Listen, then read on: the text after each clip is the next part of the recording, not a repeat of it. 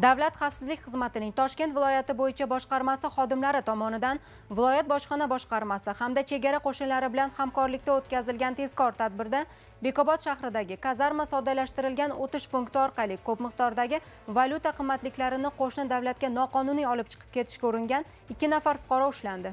Shaxsiy ko'rikdan o'tkazilgan vaqtlarida Bekobod shahrida yashovchi 1980-yilda tug'ilgan ayolning yonida 166 ming AQSh dollari va uning sherigi, 1994-yilda tug'ilgan ayolning yonida esa 190 ming AQSh dollari, jami 356 ming AQSh dollari borligi aniqlanib, protsessual tartibda rasmiylashtirib olindi. Natijasida ko'krak va bel qismlariga yashirilgan 166 ming AQSh dollari.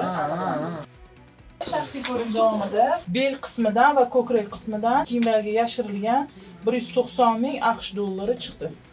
Aniqlanishicha, ular xorijiy valyutani tojikistonlik Mahmud ismli shaxsning iltimosiga ko'ra Bekobod shahrida noma'lum shaxslardan olib, o'z kiyimlariga yashirgan holda ma'lum bir xizmat haqi evaziga Tojikiston Respublikasiga olib chiqib ketayotgan bo'lgan. Hozirda mazkur shaxslarga nisbatan Jinoyat kodeksining tegishli moddasi bilan qo'zg'atilgan jinoyat ishi doirasida ushbu valyuta qimmatliklarining haqiqiy egalarining shaxsiga aniqlik kiritish bo'yicha zarur choralar ko'rilmoqda.